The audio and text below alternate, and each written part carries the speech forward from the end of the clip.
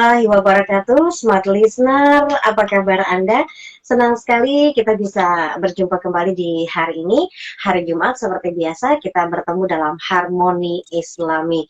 Smart listener, di hari yang penuh mubarakah ini, semoga apapun yang kita lakukan, aktivitas apapun yang kita kerjakan, mendapat ridho dari Allah Subhanahu wa Ta'ala. Termasuk nih smart listener, kita akan bersama-sama selama 1 jam ke depan dalam Harmoni Islami, di mana pagi kali ini kita akan mengangkat sebuah tema manajemen stres pengasuhan di masa pandemi dalam perspektif psikologi Islam. Dan sudah tersambung di sana, sudah ada narasumber kita, ada Mbak Yulia Hairina, MPSI Psikolog. Selamat pagi, Assalamualaikum Mbak. Dan sudah tersambung di sana, sudah ada narasumber kita, ada Mbak Yulia Hairina, MPSI Psikolog. Selamat pagi, Assalamualaikum Mbak.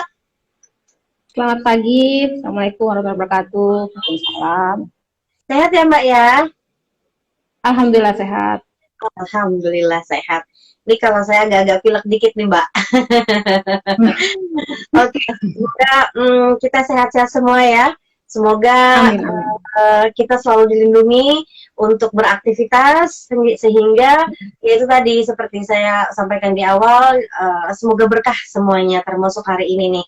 Mbak, di Harmoni Islami kali ini kita mengangkat sebuah tema manajemen stres pengasuhan di masa pandemi dalam perspektif psikologi Islam. Nah, ini kayaknya semua pembahasan, semua diskusi itu selalu ada kaitannya dengan pandemi, karena memang saat ini kita sedang berada di di masa di mana tidak hanya kesehatan yang perlu kita perhatikan gitu ya, dari sisi ekonomi, dari sisi bisnis juga, termasuk juga dalam pengasuhan gitu ya Mbak ya. Oke, Mbak, silakan Mbak dengan materi kita hari ini. Oke, terima kasih. Memang ya kita masih terus menerus membahas soal pandemi gitu. Iya. Tentu pasti ada pandeminya gitu ya. Mungkin kalau tema yang kita bicarakan biasanya tidak lepas dari pandemi. Ya mau tidak mau faktanya seperti itu gitu ya. Pandemi memang belum berakhir dan kita tidak tahu sampai kapan pandemi ini akan berakhir ya. Yang bisa kita lakukan adalah mengantisipasi hal-hal yang mungkin saja terjadi.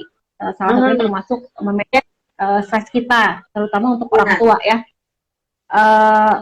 Pada dasarnya sih sebenarnya stres itu bisa dialami oleh semua orang ya, dan stres itu adalah sifatnya alamiah. Ketika kita merasakan suatu perubahan, contohnya adalah pandemi ini, ketika kita stres itu adalah hal yang sangat wajar.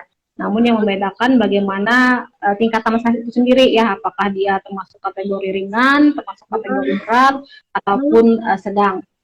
Lebih spesifik kita lihat kasus-kasus di media massa, dan mungkin Mbak juga pernah mendengar kasus yang kemarin sempat menjadi viral bahwa orang tua membunuh anaknya ditemukan dalam kondisi baju lengkap, masih baju sekolah, karena dia tidak bisa mengerjakan tugas online.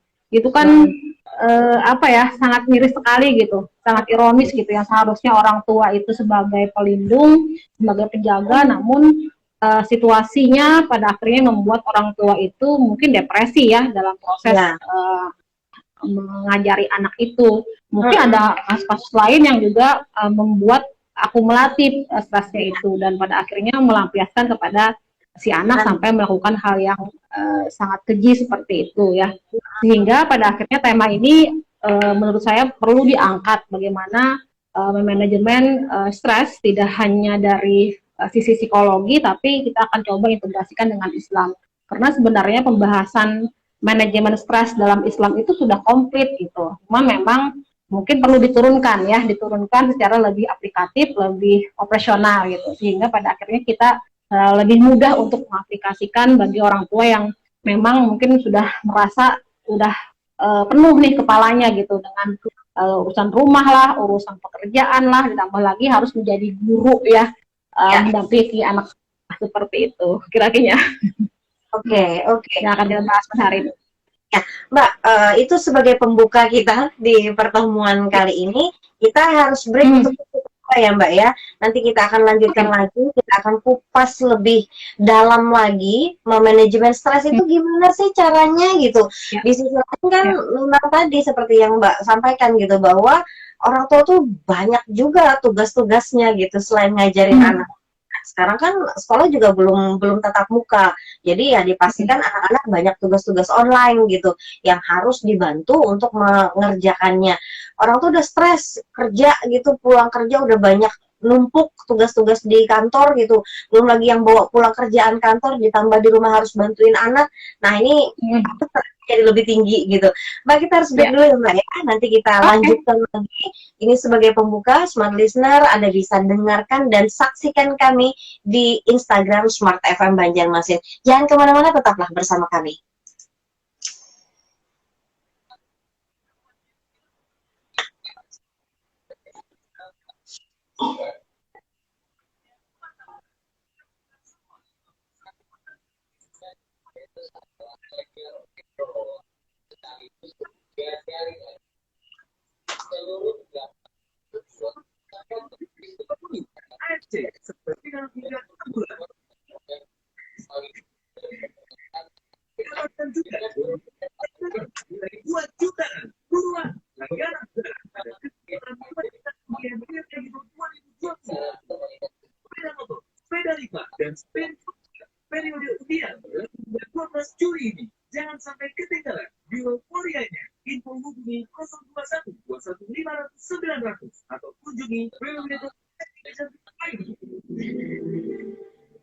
Seberapa dekat kita dengan sahabat?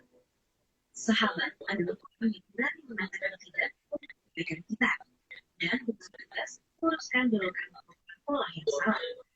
Rasulullah dan para sahabat saling menasihati dan memberikan, saling mengingatkan dan ada yang terlupakan. Kami merangkumnya dalam tugas story.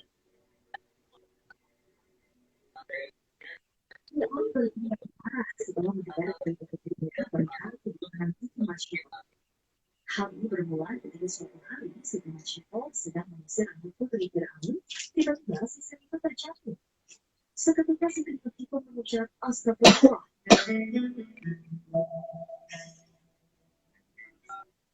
Bilang nanti sekali untuk diri kita yang terus memupuk nurani agar berkasih. Bicara buku bukan hanya soal kalimat dan makna, justru dari buku juga bicara soal proses belajar ibadah. Buku menjadi mata yang jujur, mengungkapkan banyak hal tanpa ragu. Membaca buku yang baik memberi ruang bagi diri diuji dengan jalan hidup yang baik. Membaca buku yang baik berikan kesempatan bagi diri mampu melesat lebih tinggi. Itu mengatakan bahwa ke depan dunia akan terus berkembang ke atas. Setiap Jumat jam 2 siang waktu Indonesia Barat atau jam 3 waktu Indonesia Tengah, Smart FM menghadirkan Book of the Week, program bincang dan bedah buku bersama penulis atau editor buku, bekerja sama dengan penerbit buku Gramedia, disiarkan di seluruh Smart FM Network. Anda berkesempatan mendapatkan buku yang sedang dibahas. Yang betul. Jadikan Anda smart. Smart FM, music and inspiration for community. Smart FM.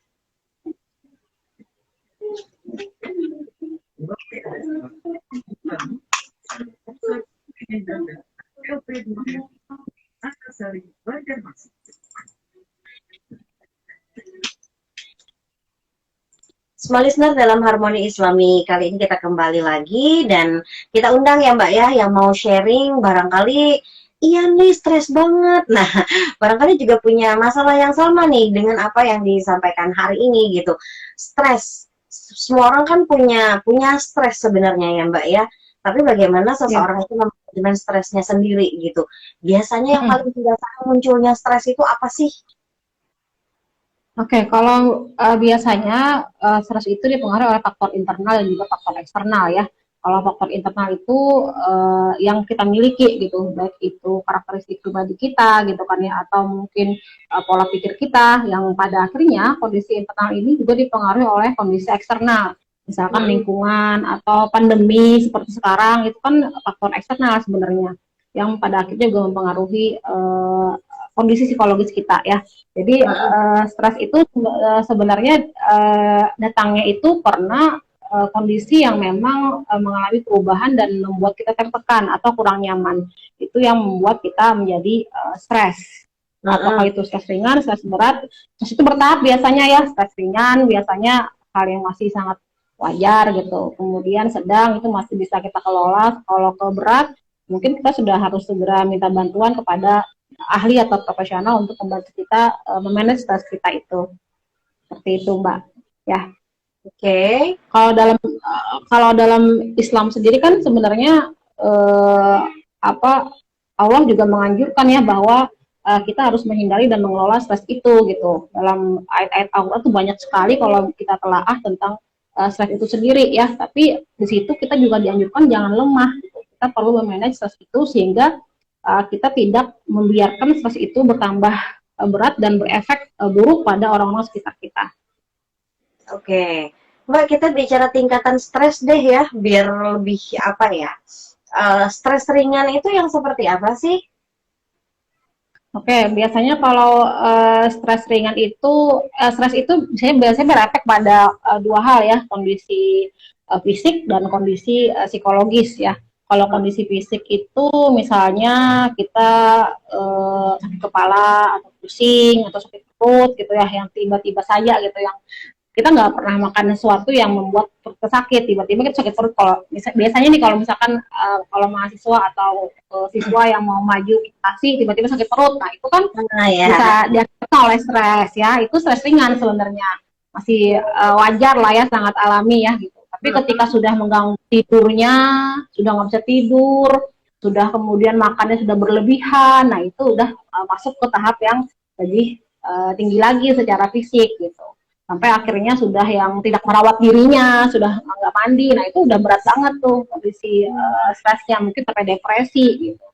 Terus selain fisik, itu juga ditandai dengan kondisi psikologis, misalnya cemas seperti wajar ya, tapi sudah ketika cemasnya berlebihan, paniknya berlebihan gitu ya, sampai pada akhirnya tidak bisa lagi adaptif dengan kesehariannya, itu sudah menandakan udah warning nih, udah perlu minta bantuan gitu.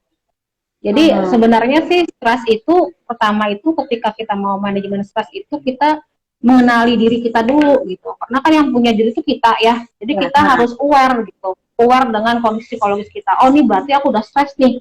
Aku udah mulai marah-marah tanpa alasan gitu. Misalnya orang tua ya. Udah marah tanpa alasan gitu. Mungkin hal yang kecil, hal simple aja udahnya marahnya udah meledak-ledak gitu. Nah, itu orang tua harus aware gitu. Oh, ini berarti ini kondisinya udah nggak stabil lagi nih. Perlu apa nih? Gitu yang perlu dilakukan orang tua. Jangan memaksakan diri. Jadi manage stres itu yang pertama kali kita harus aware dengan kondisi psikologis kita. Harus paham gitu dengan kondisi psikologis kita. Itu yang pada akhirnya membuat kita sadar, oh aku stres nih, apa yang harus aku lakukan. Jadi kita ada tahapan selanjutnya kita mau ngapain. Kalau kita nggak sadar, itu yang pada akhirnya membuat stres ini makin berat, makin numpuk gitu. Seperti itu kiranya. Oke, apa namanya? Kita mulai sadar tadi ya. Kita mulai sadar. Tadi stres ringan kan masih bisa diatasi tuh. Misalnya tidurnya sudah hilang, cemasnya sudah hilang, sakit perutnya pun juga mulai hilang gitu.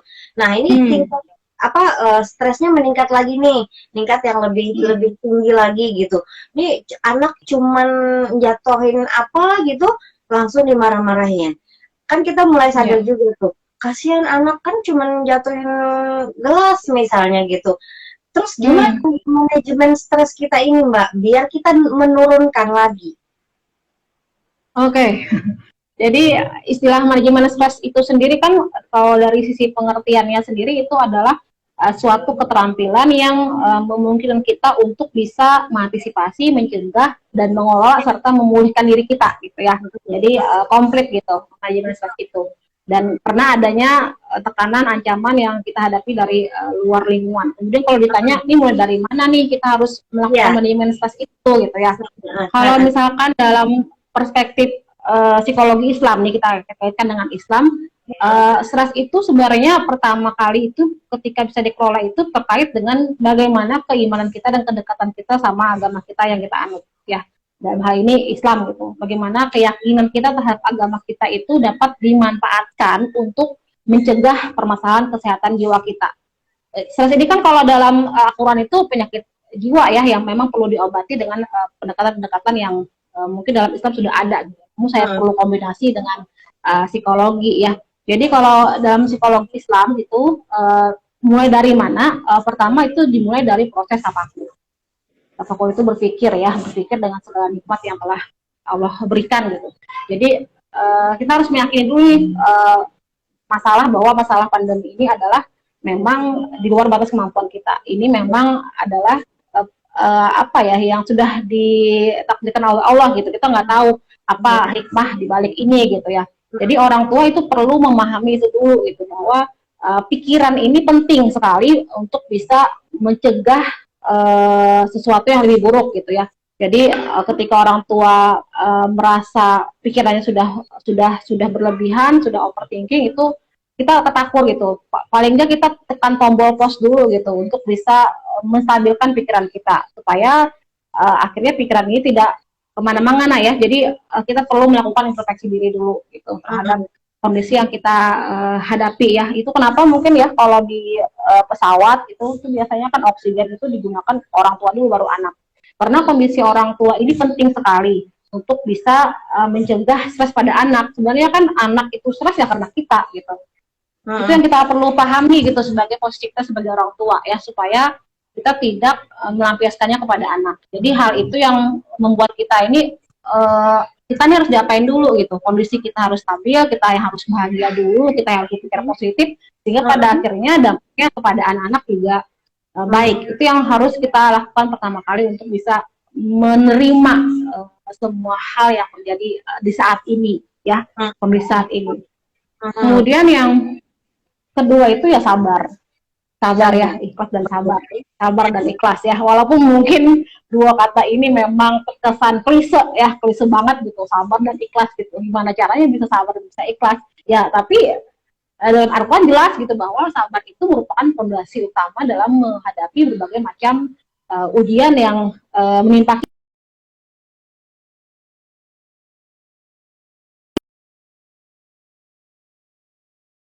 diri kita. Itu harus dikelola dengan baik ya. Jadi misalnya nih kita mau marah atau memang sudah terlanjur marah gitu, kayak tadi ya anak menjatuhkan gelas. Ya. Ketika kita marah, kemudian kita baru sadar kan bahwa ini sebaiknya kan memang dihindari ya atau dicegah, tapi karena udah terlanjur marah, apa yang harus kita lakukan? Kita minta maaf sama anak gitu. Memang kalau kondisinya tenang gitu. Jadi kalau kita sudah sadar bahwa itu adalah hal yang salah, kita panggil anaknya, mungkin kita berdua perlu waktu intens untuk bisa ngomong sama anak. Anak itu kalau diajak komunikasi dia sepertinya ngerti gitu. Jangan dipikir anak itu nggak ngerti. Biasanya kan kadang-kala, anak-anak itu nggak ngerti kondisi kita kerja, dikejar deadline misalkan gitu, atau kemudian kita banyak kerjaan di luar, tapi tiba-tiba kita capek dan sebagainya, kita nggak ngomong sama anak. Itu salah gitu ya. Jadi kita tuh ngobrol sama anak aja, bicarakan aja secara apa adanya bahwa mama misalkan capek, jadi kita ntar dulu ya mainnya ya, kasih waktu 20 menit aja untuk mama misalkan berabah misalkan, atau 4 jam nggak dulu sedikit. Tapi itu hal itu perlu dikomunikasikan sama anak. Kalau anak-anak usia SD itu masih bisa ngerti. Kalau memang anak usia dini, nah itu kita perlu minta bantuan support system kita. Siapa lagi kalau bukan suami kita atau pasangan kita, untuk bisa bergantian lah perannya gitu dalam menemani si anak. Anak ini kan butuh, apalagi di kondisi sekarang ya, anak-anak usia dini atau anak SD, anak TK itu sebenarnya kebutuhan sosialnya tinggi. Dia pengen main di luar, tapi dikunci sama orang tuanya gitu kan ya. Terus dia mau main sama siapa selain orang tuanya? Ya. Jadi itu yang harus kita pahami gitu. Kok anaknya nempel terus sama kita mau kerja nggak bisa, kita mau ngapain nggak bisa gitu ya. Karena memang dia butuh orang gitu, butuh teman gitu. Kok ada keluar juga nggak bisa gitu. Jadi serba salah kan, posisi dilematis gitu untuk bisa menemani anak. Kita harus punya kerjaan ya, mau tidak mau kita minta bantuan partner kita.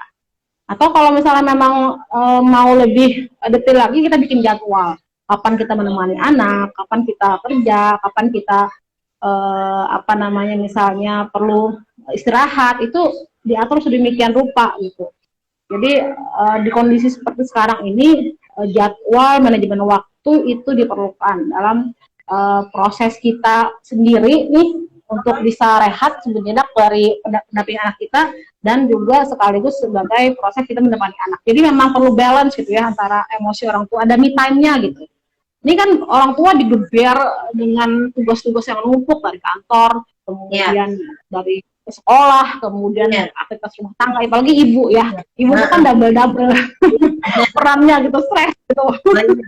Jadi yang harus dikomunikasikan sama orang-orang rumah gitu. Berbagi peran sama suami itu juga penting banget saat ini sekarang ini.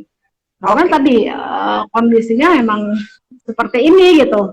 Gak bisa lagi kita minta bantuan sama guru secara langsung di sekolah, kita tinggal anak kita jam 3 siang dijemput gitu, nggak bisa lagi. Anak udah sama kita harian mulai awal sampai malam, nggak seharian.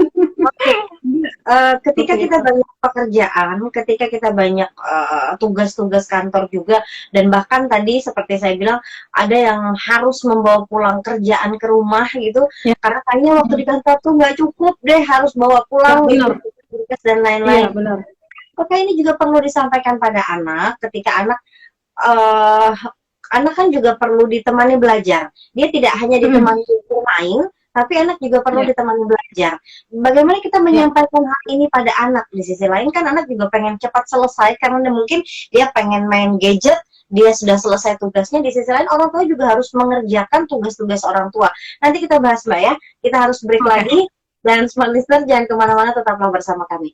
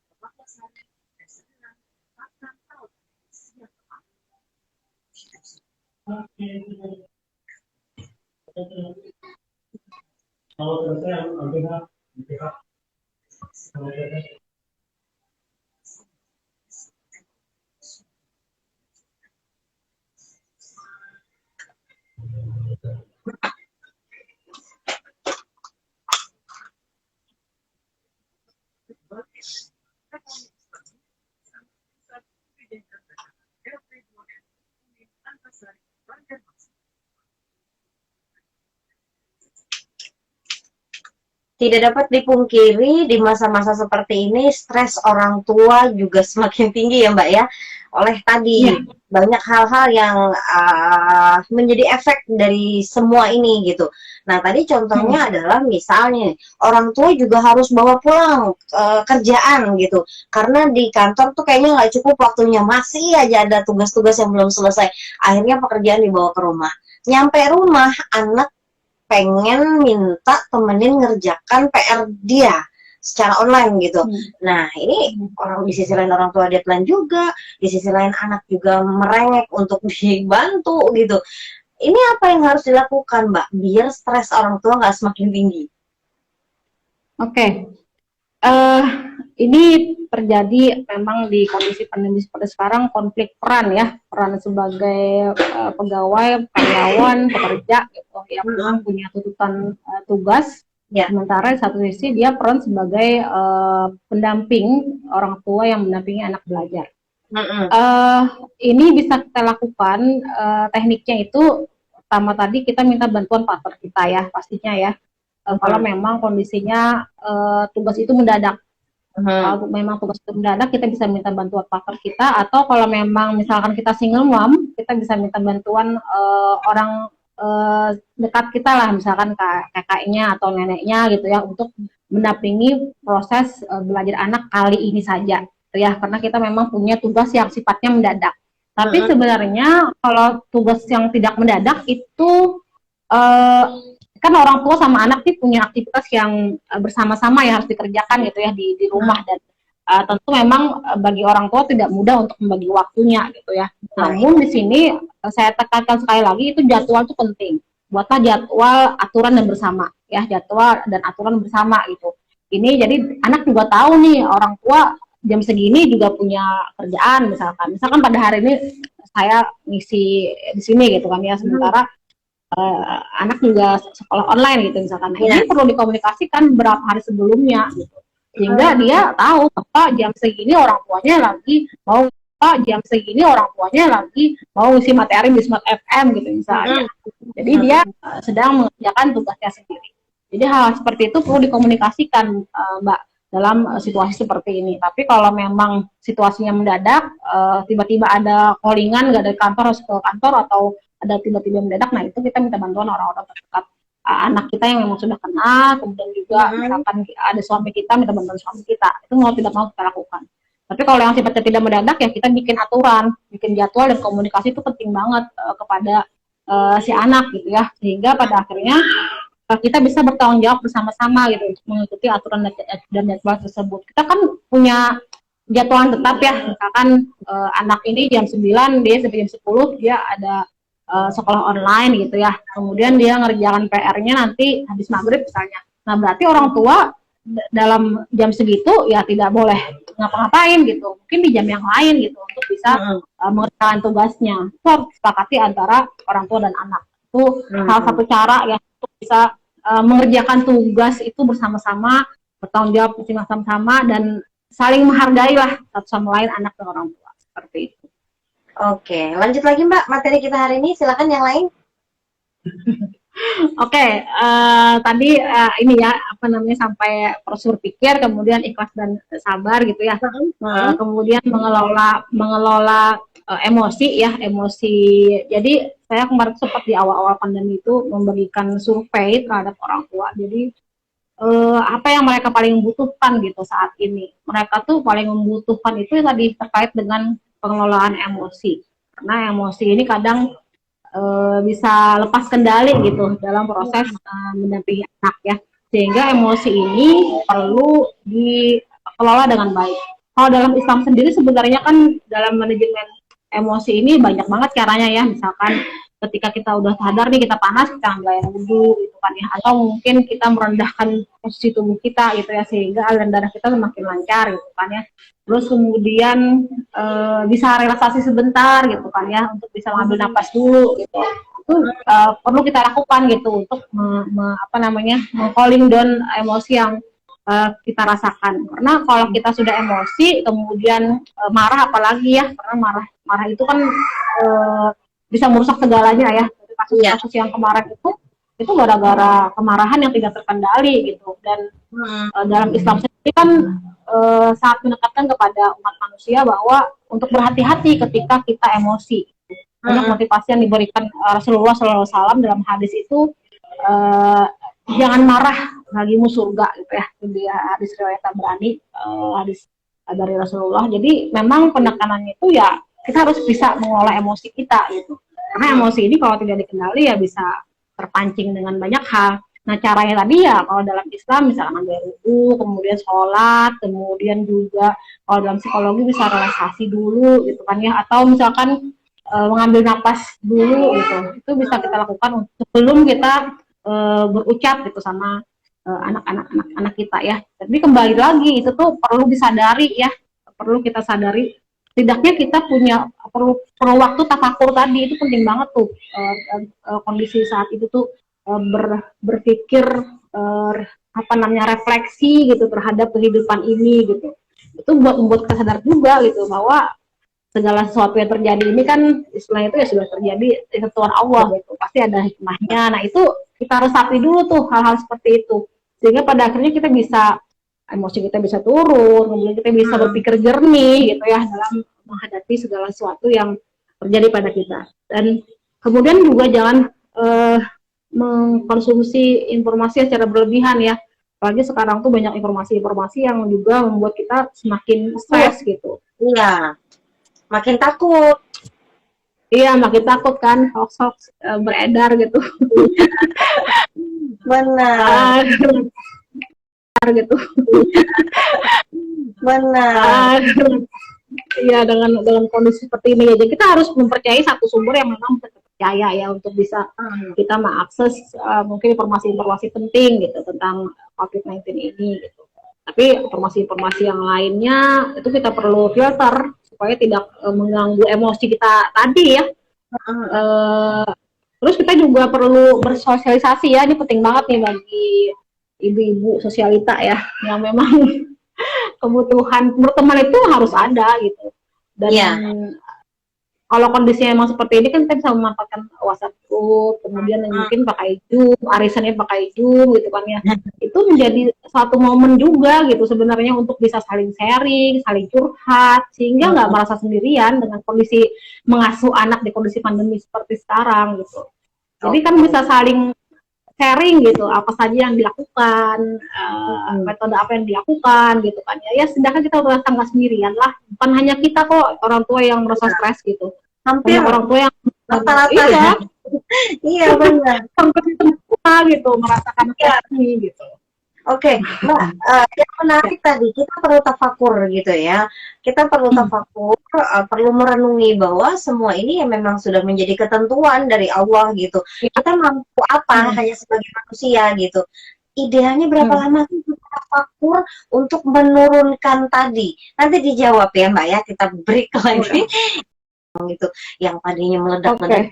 Kan kita jadi sadar nih kan ya, mungkin juga smart listener ya setelah mendengarkan kita, setelah menyaksikan kita ini juga jadinya, oh iya mungkin selama ini saya tidak pernah tafakur nih, sehingga saya jadinya stresnya tinggi terus gitu, saya tidak menyadari atau bahkan menyalahkan gitu. Nah jadi untuk tafakur sendiri itu berapa lama sih Mbak? Oke, kalau standar dari tafakur itu sendiri ya, sebenarnya nggak ada patokan yang pasti ya, sifatnya harus berapa lama gitu ya. Kalau dalam psikologi sendiri kalau dalam psikologi sendiri itu ada metode relaksasi namanya ya. Itu dilakukan 20 menit gitu sambil tarik nafas, sambil keluar nafas di hidung gitu. Itu bisa kita lakukan gitu, sambil tertakut itu. Jadi ya 20 menit itu bisa dilakukan sambil tarik nafas gitu kan ya. Karena memang aktivitas parenting khususnya ya terkait dengan yang kita bahas pada hari itu semakin menantang di kondisi pandemi. Yang dulu aja tuh udah sulit gitu. Apalagi sekarang itu makin penuh dengan tantangan gitu karena kita dihadapkan pada tekanan yang bisa dibilang cukup besar gitu dan dalam menghadapi stres itu memang orang tua membutuhkan cara dan untuk itu membutuhkan tadi saya bilang tombol pause gitu untuk berhenti sejenak dan berpikir serta melakukan introspeksi diri terhadap kehidupan ini gitu ya sehingga pada akhirnya ketika kita berpikir dalam istilah psikologi itu apa ya ada istilahnya kognitif restructuring gitu. Jadi kita mengubah pola pikir mungkin dari negatif ke pola pikir yang positif gitu dengan proses tadi relaksasi tadi gitu sehingga kita bisa mengambil keputusan yang memang jernih gitu ya. Dan satu hal yang penting juga ya kita tidak bisa memilih apa yang terjadi pada kita sekarang gitu karena memang ini sudah benar-benar Allah gitu. Namun kita bisa memilih respon kita, ya bisa memilih respon kita atau reaksi kita terhadap apa yang sudah terjadi gitu. Jadi ini menjadi erat kaitannya untuk menciptakan keluarga yang sejahtera gitu. Ya boleh terjadi apapun di dalam dunia ini, tapi respon kita apa itu yang paling penting sebenarnya. Bagaimana reaksi kita, respon kita terhadap apa yang sudah terjadi ini. Apakah kita tetap bisa menerima, apakah kita bisa tetap ikhlas ya dengan kondisi ini gitu. Itu yang penting sekarang dan digarisbawahi ya. Jangan sampai kita menyalahkan keadaan pada hari ini gitu. Karena memang tidak bisa ada yang disalahkan gitu. Kita hanya bisa mengambil hikmah dan kemudian mungkin dengan proses tafakur itu kita bisa mensyukuri gitu. Banyak hal yang bisa kita syukuri sebenarnya dalam kondisi pandemi ini. Apalagi di rumah mengembalikan sejatinya bahwa ya rumah itu adalah pendidikan awal untuk anak-anak kita gitu. Ya setidaknya itu untuk menguatkan kita ya. Pada porsi positif orang tua itu mendampingi anak ya berarti mereka membangun karakter pada anak itu sendiri dari mereka sendiri gitu bukan dari orang lain gitu. Itu hal yang bisa kita ambil porsi positifnya dan dengan begitu ada membangun optimisme juga sih dari diri kita gitu, optimisme dalam menghadapi segala sesuatu yang terjadi dan ini juga sangat dianjurkan pada dalam Islam ya bahwa janganlah kita bersikap lemah atau pesimis dan janganlah pula kita bersedih hati gitu. Padahal kita adalah orang-orang yang paling tinggi derajatnya. Jika kamu orang yang beriman. Jadi kita pegang aja itu kalimat-kalimat di dalam firman-firman Allah itu. Optimisme itu membuat kita lebih mampu melihat sisi terang kehidupan ini gitu dan mampu memelihara sikap positif yang realistis walaupun sulit sekali. Seperti itu harapannya. Insyaallah. Oke, Mbak, terakhir apa yang mau disampaikan terkait materi kita hari ini sebelum kita closing? Oke, intinya sih dalam kondisi seperti ini orang tua perlu menenangkan diri ketika memang merasa sudah stres, kondisi fisiknya, kondisi psikologisnya itu kita harus tenangkan diri kita ya dengan proses tadi ya tafakur, sholat, banyak doa gitu kan ya sehingga pada akhirnya kita bisa ikhlas menerima keadaan ini dan fokus apa yang bisa kita lakukan termasuk fokus pada apa yang kita harus lakukan pada anak kita dan mencoba bahwa memahami bahwa dalam kondisi seperti ini mungkin anak kita punya keterbatasan juga gitu ya tidak ada yang sempurna gitu dalam kondisi seperti ini jadi tugas orang tua lah yang menjelaskan agar anak paham terkait dengan kondisi ini bahwa tidak seideal mungkin seperti yang sebelumnya gitu jadi dengan ketenangan hati yang kita rasakan maka kita akan bisa lebih jernih saat berpikir dan juga mengambil keputusan seperti itu. Terima kasih. Assalamualaikum warahmatullahi wabarakatuh. Waalaikumsalam. Terima kasih Mbak, luar biasa pertemuan kita ini.